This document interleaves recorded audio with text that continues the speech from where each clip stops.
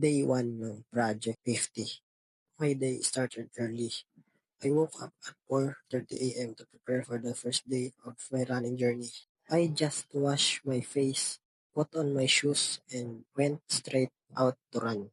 I used Strava app to locate my location. Pero parang may mali.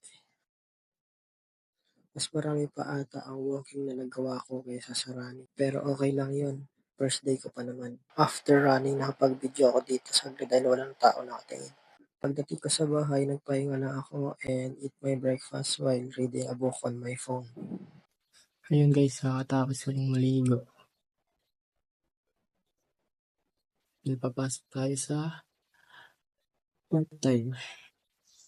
Tamang lakad lang ako kasi malapit lang naman yung pinapasukan ko. Walking distance lang. And then, fast forward, tapos na ang work, uwian na. Nagmamadali ako ngayon kasi dahil may lakad pa ako mamaya. Basically, dapat may lakad ako ngayon eh.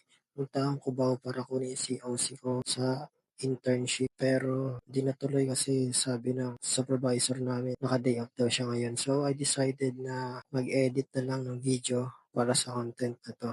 And then yun, medyo mahirap palang gamitin ng CapCut. Baguhan lang din ako sa editing. Anyway, I still have a long way to go but I'm learning. That's the end of my day 1. See you in day 2. Peace out.